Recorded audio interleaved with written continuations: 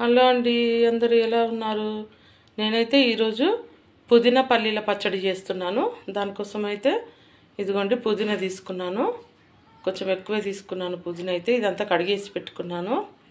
అలాగే పచ్చడికి సరిపడా మిర్చి తీసుకున్నాను, పచ్చిమిర్చి తీసుకున్నాను. ఒక పావు కిలో వరకు టమాటాలు తీసుకున్నానండి. అలాగే కొంచెం పల్లీలు వేయించి పెట్టుకున్నాను. ఇప్పుడు పుదీనా పల్లీల పచ్చడి ఎలా చేయాలో చూపిస్తాను. పచ్చడి చేయడం కోసం స్టవ్ పై గిన్నె పెట్టుకున్నానండి. ఇప్పుడు కొంచెం ఆయిల్ వేసుకుందాం మనము. కొంచెం అయితే ఆయిల్ వేసుకుంటున్నాను.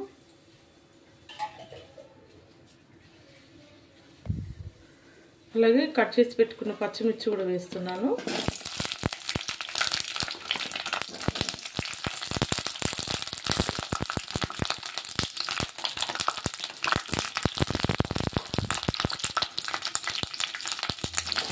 ఇది కొంచెం ఫ్రై అవ్వాలి.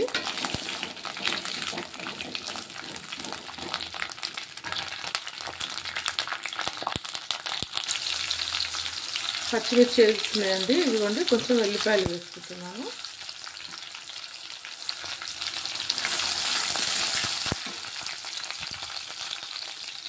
అలాగే కొంచెం జీలకర్ర వేసుకుంటున్నాను.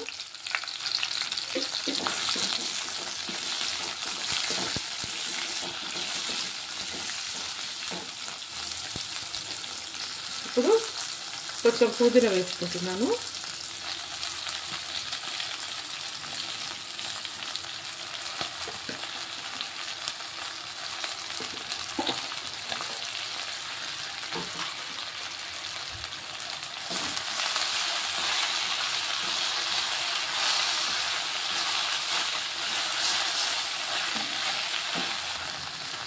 ఈ పుదీనా వేసుకొని అయితే అంతా కలిపేసుకుంటున్నానండి.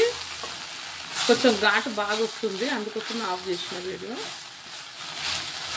చూడండి ఇలా అంతా ఈ పుదీనా కూడా కొంచెం ఈ ఆయిల్ అంతా ఫ్రై అవ్వాలి.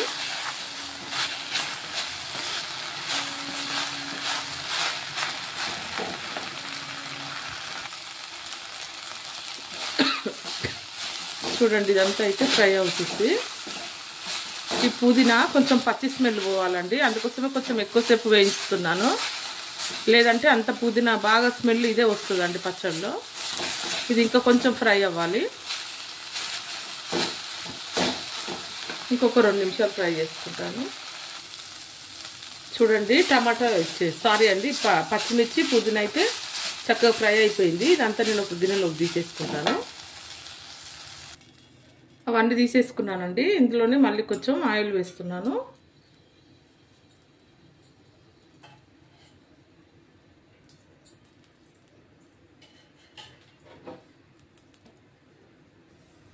ఇప్పుడు ఇందులో కట్ చేసుకున్న టమాటాలు వేస్తాను.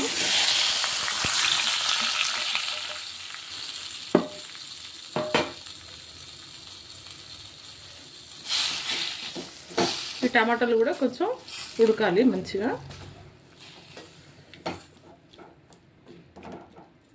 ఇది నేను ఒక 5 నిమిషాలు మూత పెట్టేసుకుంటాను.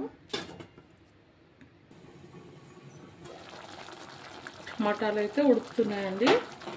ఇవి ఇంకా కొంచెం ఉడకాలి. చూడండి ఎసరంతా అయితే పోవాలి టమాటాలు. ఇది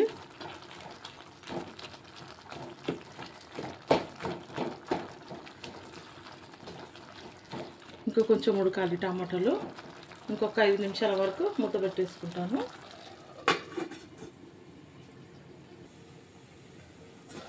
టమాటాలు చూద్దామండి. టమాటాలు అయితే ఉడుకుతున్నాయి. ఇవైతే ఉడుకుతున్నాయి. ఇందులో నేను కొంచెం ఉప్పు వేసుకుంటానండి. కొంచెం ఉప్పు అయితే వేసుకుంటున్నాను.